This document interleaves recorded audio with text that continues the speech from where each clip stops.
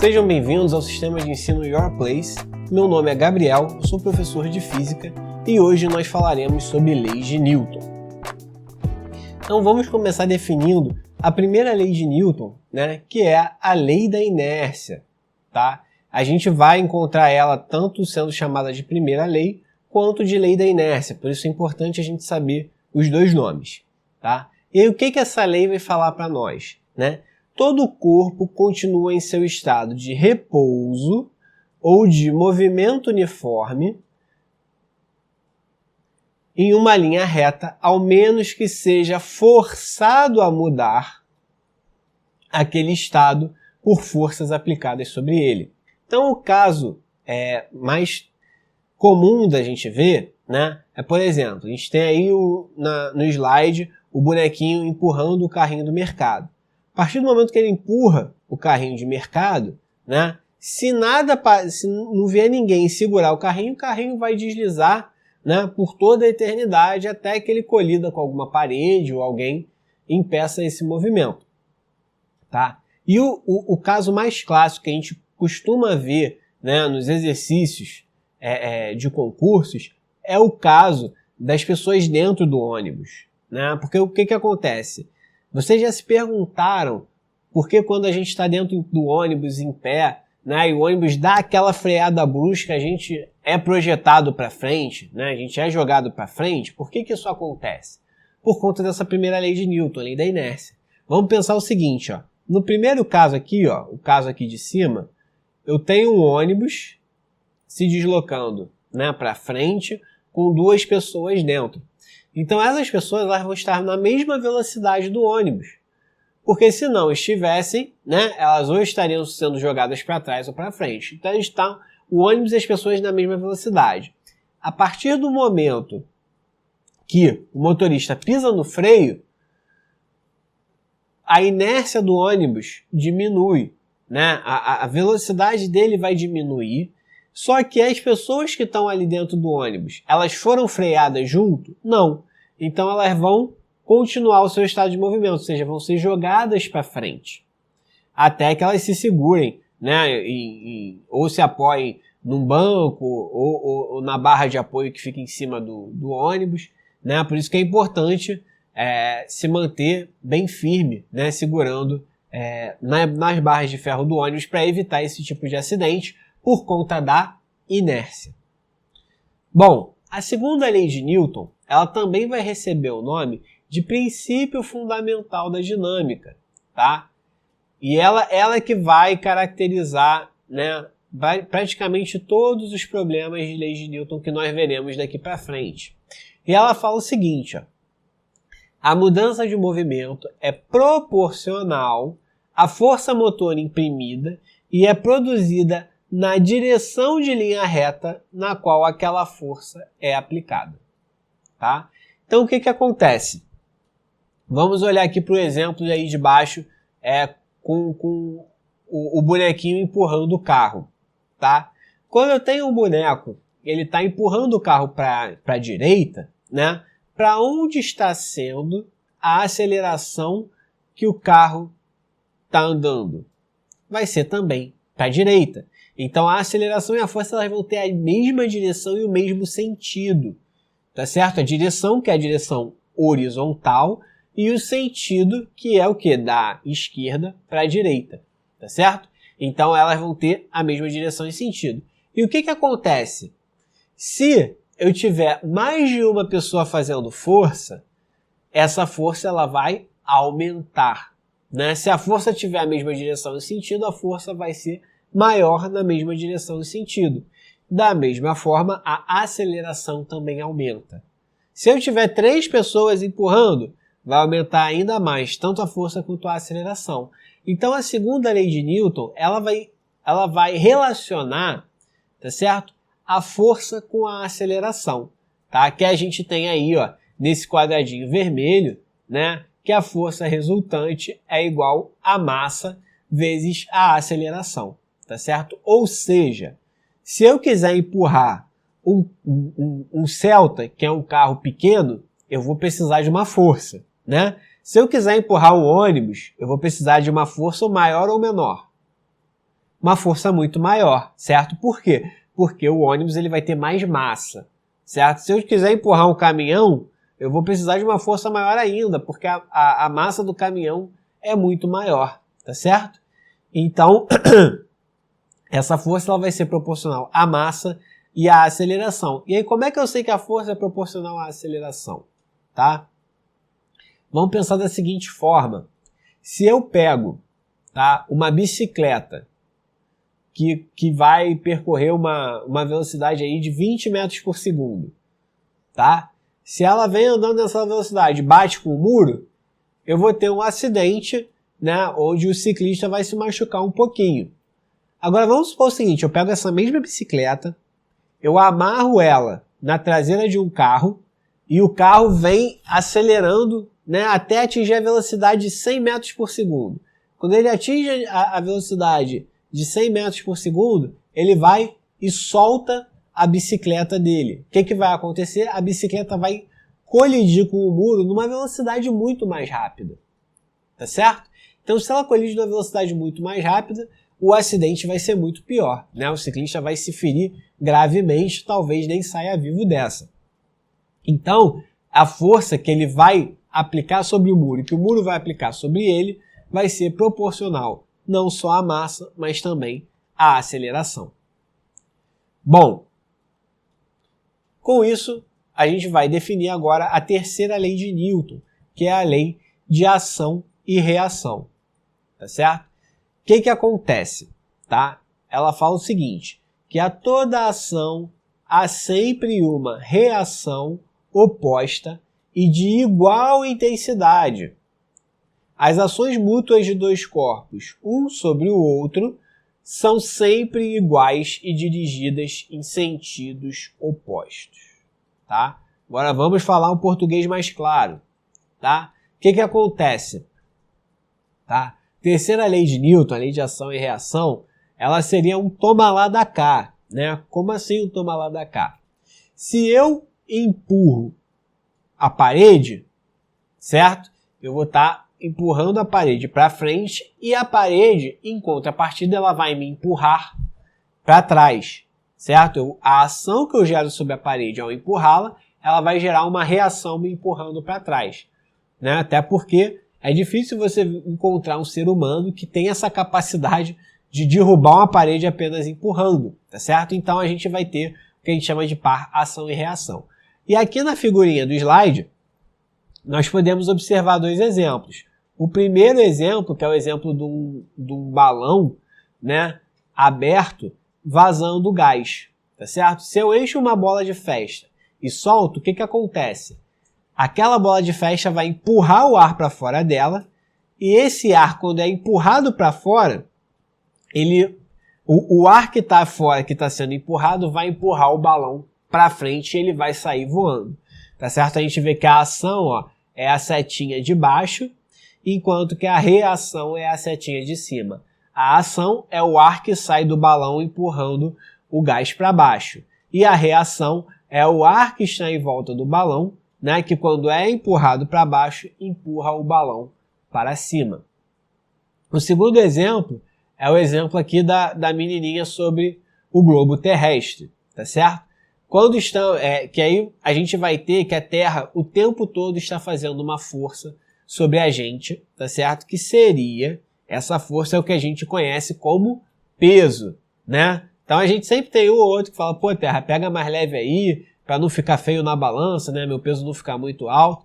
Por quê? Essa força-peso, ela vai depender de algo que a gente chama gravidade, tá? Que basicamente é o quê? Eu vou ter que a massa da Terra, por ela ter uma massa muito grande, certo? Ela vai atrair os corpos que estão perto dela em direção ao seu centro.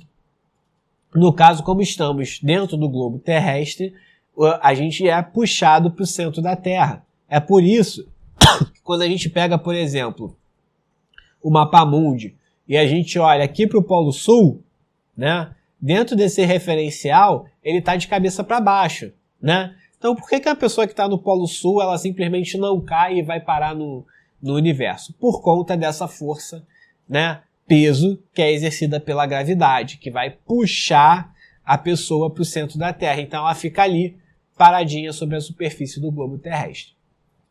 E aí, qual é a consequência matemática dessa terceira lei de Newton?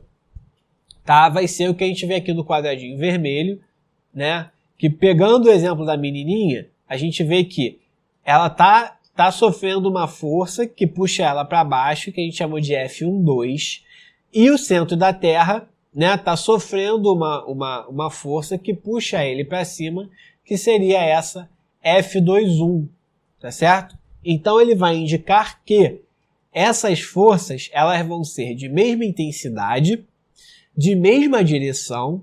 Como assim? A intensidade é o quão grande ou pequena é essa força, tá? A direção é o eixo em que ela está representada. No caso aqui, a direção dela seria o eixo vertical.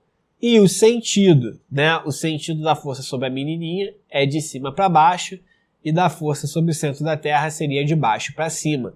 Tá? Então o sentido de onde a força está indo e para onde ela está indo. Tá certo? Então elas vão ser opostas, elas vão se anular. Por que a gente diz que elas se anulam? Porque se a partir do momento que a gente está dentro do globo terrestre, se a gente fica em pé sobre a Terra por acaso está fazendo a gente ser jogado para cima e flutuar no ar? Não. A gente está afundando na Terra? Não. Então quer dizer que essas forças se anulam. Então quer dizer que elas são iguais, porém com sentidos opostos. E aí as consequências mais diretas, né, dessa aplicação das leis de Newton é o sistema de alavanca. Nós vamos ver algumas aplicações aqui bem importantes e que costumam cair bastante nos concursos. Então é importante a gente entender como é que a gente aplica essas leis de Newton. Então a gente tem aqui, ó, um sistema de alavancas, né, que é constituído por uma barra rígida, um ponto de apoio, uma força potente e uma força resistente, tá? Se eu tenho esses 4 elementos, eu vou ter um sistema de alavancas. Então, olhando para a nossa figurinha, tá? Imagina o seguinte, a gente vê que essa alavanca ela parece muito com uma gangorra, né? Aquelas gangorras que a gente vê em praça, que as crianças brincam. É o mesmo sistema, tá? Então, em uma ponta, eu tenho a força resistente, certo? Que seria a força desse quadradinho. Por quê? Vamos supor que ele está na ponta da gangorra e eu quero suspender esse quadradinho. Ele é a minha força resistente, tá certo? Porque ele está resistindo à força que eu vou fazer para ele se levantar. Do lado esquerdo, eu tenho a minha força potente, que é a força que eu estou fazendo para erguer esse quadrado, tá certo? O ponto de apoio é justamente onde a minha alavanca ela vai estar fixa para se deslocar, tá certo? Então o ponto de apoio nesse caso ele está no meio, tá certo? Para eu poder fazer esse sistema de abaixar de um lado e levantar do outro, tá? E aí o que eu vou tirar desse sistema de alavanca? Porque no sistema de alavanca a força vezes o deslocamento, tá? Perdão, a força vezes a distância de um lado tem que ser igual à força vezes a distância do outro lado. Ou seja, vamos pensar na consequência mais direta disso. Se eu quiser levantar esse quadrado, eu vou ter que fazer uma força, né? Se essa distância da força potente até o ponto de apoio e da força resistente até o ponto de apoio forem iguais, eu vou fazer uma força. Se eu aumentar a distância da força potente, eu vou ter uma alavanca maior. Então, se eu aumento a distância, como isso daqui é uma multiplicação e essa igualdade ela deve ser mantida, o que vai acontecer com a minha força? Ela vai ser menor. Tá certo? É por isso que quando o carro atola na lama, que ele não sai de jeito nenhum, né? A roda entra num buraco ali e o carro fica patinando, não sai de jeito nenhum. A gente pega um galho de árvore para tentar tirar o carro dali. Quanto maior for esse galho de árvore, menos força eu preciso fazer para tirar o carro de dentro do buraco. Tá certo? Então esse é o sistema de alavanca. Se eu quero diminuir a força que eu vou fazer para erguer uma peça ou para gerar um produto, eu tenho que aumentar a distância da minha força potente e o ponto de apoio. Essas distâncias elas são sempre relativas ao ponto de apoio, tá? E nós vamos ter 3 diferentes tipos de sistemas de alavancas, tá? Sendo elas a alavanca interfixa, interpotente e interresistente. Vamos dar uma olhadinha aqui na interfixa, tá? A interfixa, o ponto de apoio se localiza entre as forças potente e resistente. Então, ó, a grande sacada aqui é que ele está entre as forças. Beleza? E onde a gente vai ver esses exemplos? A gente vai ver, como eu mostrei aqui, o exemplo da gangorra, certo? E a tesoura. Tá? Por quê? Onde está a força potente da tesoura? Tá justamente na região, ó, onde eu insiro o meu dedo, certo? Nessas 2 circunferênciazinhas aqui. É aqui que vai estar a força potente, que vai ser a força que eu estou fazendo para fechar a tesoura. O meu ponto de apoio é o parafuso que fica bem aqui no meio da tesoura, tá certo? E a minha força resistente, ela vai estar no objeto em que eu quiser cortar, certo? Então, se eu estou cortando o papel, ele vai ter uma força resistente baixinha, porque é fácil cortar um papel, certo? Agora, se eu quiser cortar uma borracha, eu já vou ter que fazer uma força maior, porque é um material de maior resistência, é um material que faz uma força resistente mais intensa. Segundo caso, a gente vai falar sobre a alavanca interpotente, tá? Na alavanca interpotente, a força potente se localiza entre o ponto de apoio e a força resistente, tá certo? Então aqui, o ponto de apoio não está entre as forças, tá? Aqui a força potente está entre o ponto de apoio e a força resistente, tá certo?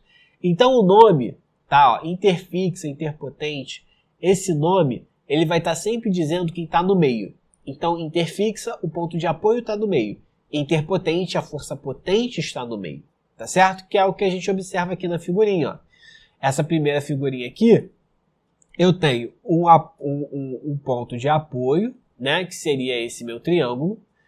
Eu vou ter a minha força potente sendo exercida no meio da barra e eu vou ter a minha força resistente na ponta. Então aqui, ó, a força potente está entre a força resistente e o ponto de apoio, tá certo? E aí qual é o exemplo prático que a gente vê de uma alavanca interpotente? Exatamente quando a gente vai olhar para uma pinça, tá? A pinça de fazer cílio, a pinça de retirar uma farpa de madeira que entrou na mão ou no pé, tá certo? Como é que ela funciona? A pinça, aqui ó, como a gente pode observar na imagem, o apoio fica aqui na pontinha, tá certo? No meio da pinça é justamente onde eu estou pressionando com meus dedos, tá certo? Então aqui no meio eu tenho a minha força potente. E a ponta dela, a outra ponta, oposta ao ponto de apoio, é justamente onde fica o objeto que eu estou querendo pegar com a pinça. Então é justamente onde eu vou ter a minha força resistente, tá certo? Porque eu vou pressionar o objeto e o objeto vai oferecer uma resistência para não ser esmagado, tá certo? E nós temos aqui também a alavanca interresistente, tá certo? A alavanca interresistente, bom, se na interfixa o apoio fica no meio, na interpotente a força potente fica no meio, na interresistente quem vai ficar no meio? Exatamente, a força resistente, tá certo? Ela vai ficar entre o ponto de apoio e a força potente. E é o que a gente vê aqui na nossa figurinha, certo? Eu tenho aqui ó, o ponto de apoio na ponta, certo? O objeto que faz a força resistente no meio e na outra ponta eu vou ter a minha força potente, tá certo?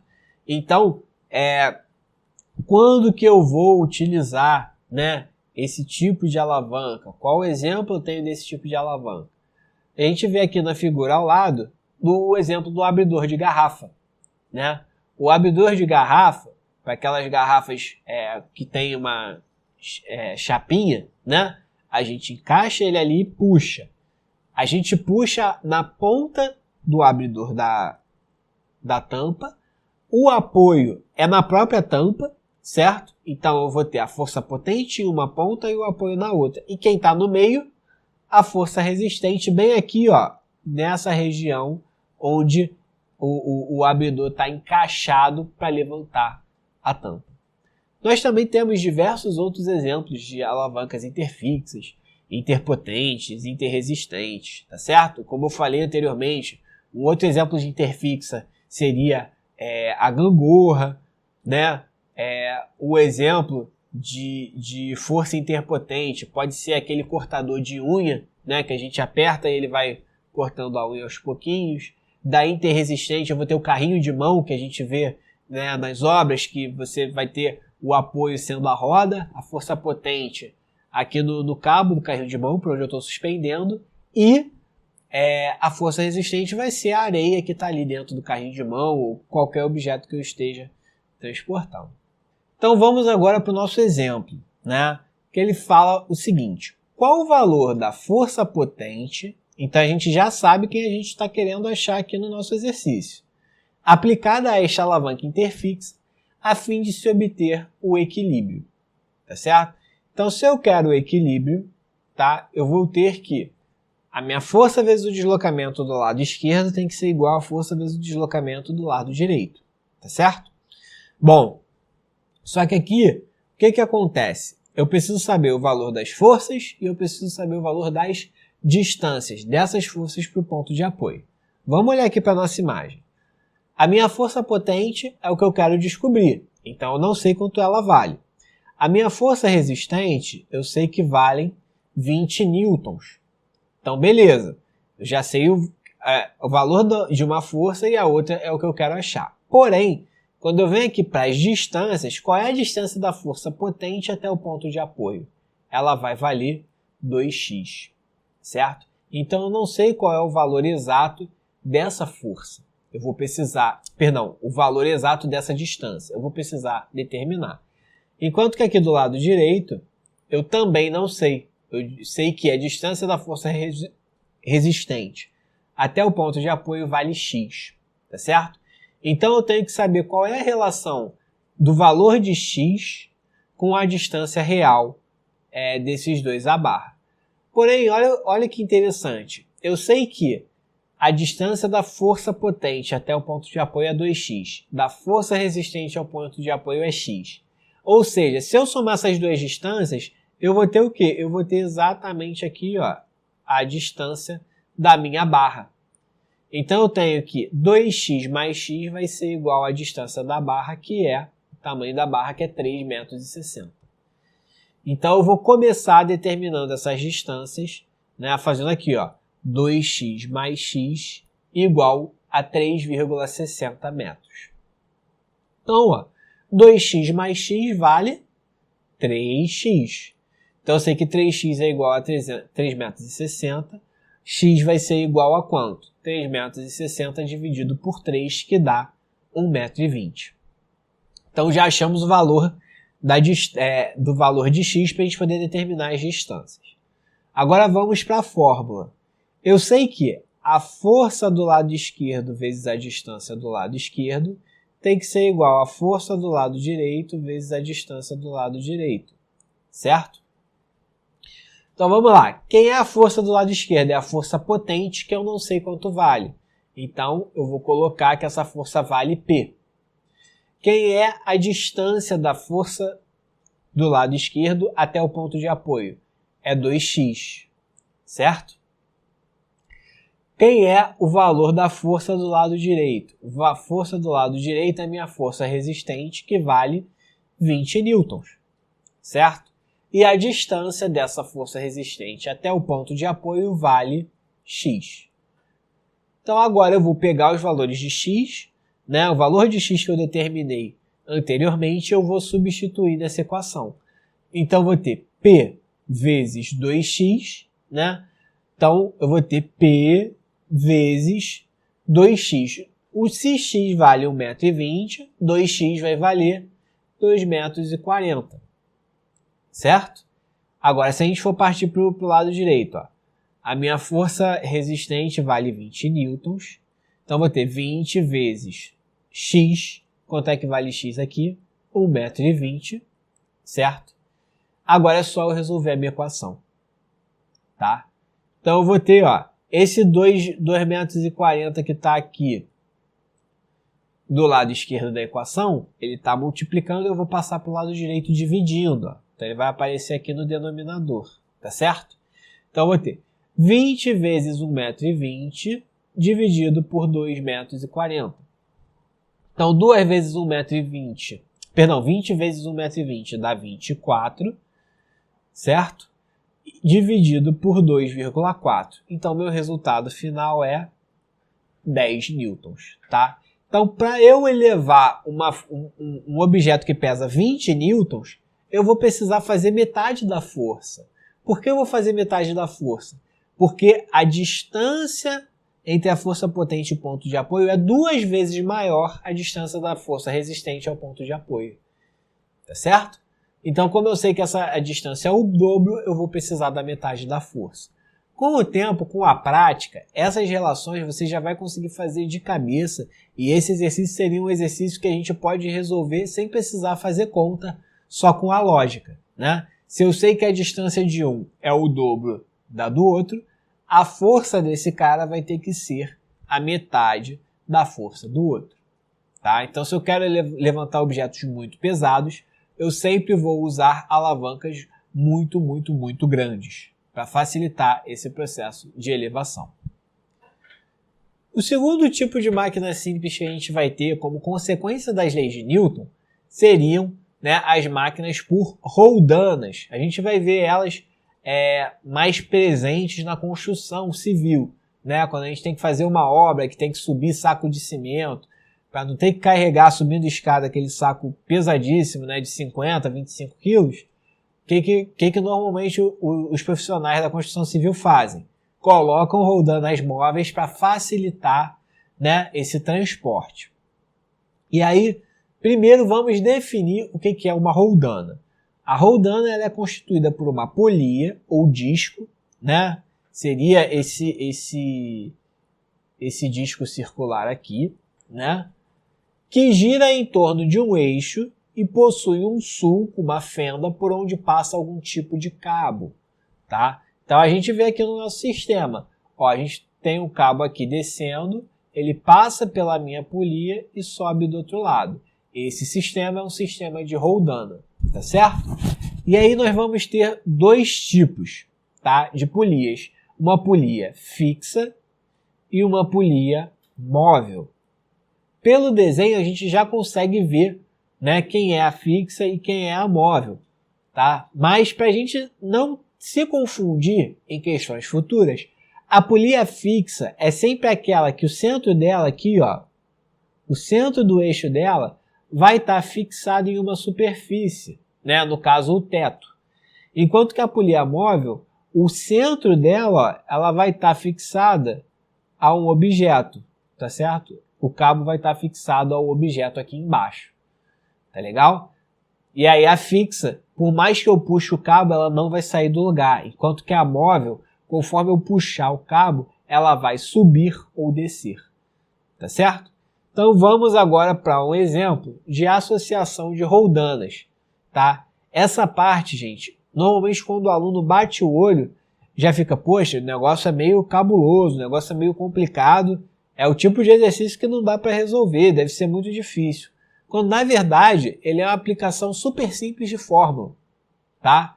O que acontece? Numa associação de roldanas, eu vou ter sempre uma roldana fixa e roldana móvel, tá certo? As quantidades vão variar dependendo do exemplo a ser aplicado.